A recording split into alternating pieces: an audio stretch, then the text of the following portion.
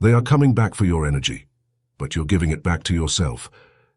There's a certain knock you recognize, not the one that opens new opportunities, not the one that carries good news. No, this knock is familiar in the worst way. It's the knock of someone who once drained you, who once took from your soul without ever pouring back. You know the type. They don't return because they finally learned how to love you. They don't show up because they suddenly realized your worth. No, beloved. Most of the time when they come back, it's because they miss feeding off your light. Like moths to a flame, they come running when their world grows cold and dark. They come knocking when the well of their illusions runs dry. And here's the truth they won't tell you. You were never just someone in their life. You were their battery. The energy feast they were used to. Imagine a grand feast. On the table are the finest fruits, the sweetest breads, the richest wines. But here's the twist. You are the feast. Your kindness, your patience, your encouragement, your laughter, your prayers, all of it was served up like a banquet for those who never learned how to cook for themselves. They devoured your peace when their chaos was unbearable. They drank your joy when their sadness overwhelmed them. They swallowed your wisdom when their confusion left them lost. And what did they leave you with? Crumbs, empty plates, the hollow echo of your own generosity, the return of the empty travelers. Now, after wandering the deserts of their choices, after tasting the bitterness of their own ways, here they come again. Not with flowers, not with apology, but with hunger. You see, it wasn't you they missed, it was what you carried. It's as if they see you as a well in the middle of their drought, but this time the well has been sealed. This time the gates are closed. This time you've learned that your energy is not an all-you-can-eat buffet.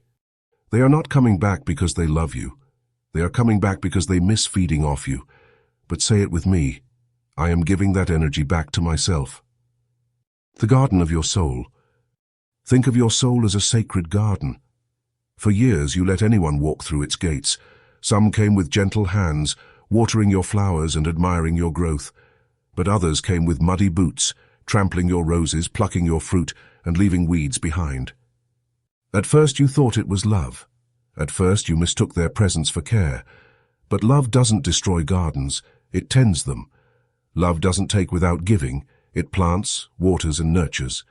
Now you are the gardener again. You've put up new fences.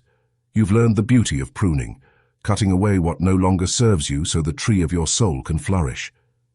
And when those same people show up at your gate, hoping to snack on your fruit again, you smile and say, "This harvest is for me." The mirror of truth. Here's the thing. When you gave to them, you weren't weak. You weren't foolish. You were showing the highest form of strength, love, compassion, generosity. But now you've turned that mirror back toward yourself. The energy you once poured into their emptiness, you now pour into your healing. The joy you once gave to fuel their nights, you now give to fuel your own dreams. The encouragement you once offered to keep them standing, you now speak into your own reflection until you stand taller than ever before. Why they can't let go? Don't be surprised if they keep circling back. When you've been someone's lifeline, when you've been their source of survival, they never forget the taste. It's like someone who once lived in a palace trying to return to a shack. They can't help but crave the golden walls they once touched.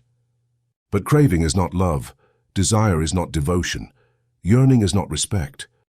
They miss the benefits, not the bond. They miss the light, not the lantern. They miss the energy, not the essence. And this is where you rise. Because while they are stuck searching for external power, you've discovered the eternal fountain within. The phoenix rises. Let's put it plainly. You are the phoenix. They watched you burn out under the weight of their demands and they thought that was the end. But they didn't know your ashes were fertile soil. They didn't realize that in your stillness, you were gathering new fire. Now you rise, wings spread wide, feathers ablaze, light so radiant it blinds those who once thought they had dimmed you. And suddenly the ones who drained you are back, drawn like shadows to the flame. But here's the difference. This time your fire is not for them. This time your fire is for you. A closed chapter with a new author. Your life is a book, and too often you've let others grab the pen.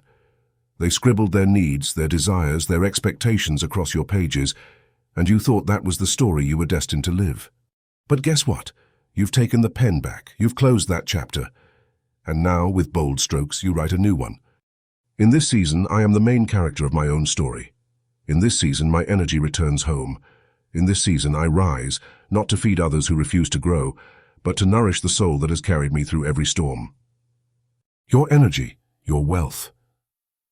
Let me tell you something. Your energy is wealth. It is a currency more valuable than gold. It builds empires, heals hearts, inspires movements, and lights the darkest nights. That is why they want it back.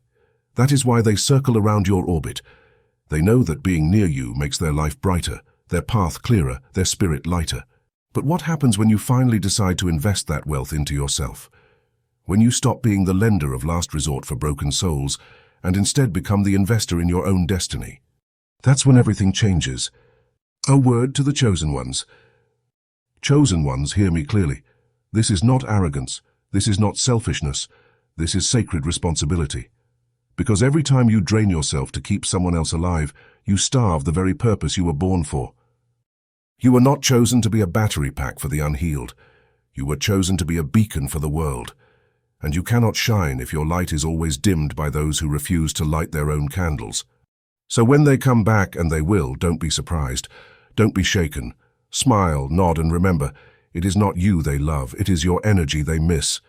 And this time, you're not handing it out like free samples. This time you're giving it back to yourself. Say it with me. Type it in the comments if this resonates with you. I am giving back to myself. Let the world know that this is your declaration. Let the universe hear your commitment. Let every shadow lurking at your door understand that your light is no longer for sale. Final encouragement. If this message touched you, if it reminded you of your worth, your strength, your power, don't just keep it to yourself. Like, share, and subscribe so others can be freed from the cycle of energy drainers. Let's spread this truth to every chosen one who needs to hear it. And if you want to contribute to the growth of this channel, to keep these life-giving messages coming, you can do so by using the Buy Me a Coffee link in the video description. Every seed sown helps this mission reach further, touch deeper, and shine brighter. Remember this. You are not a feast for those who refuse to cook their own meal. You are not a battery for those who refuse to charge their own spirit. You are not a well for those who refuse to dig their own ground. You are whole. You are radiant. You are divine. And from this moment on, your energy returns to its rightful place, back to you,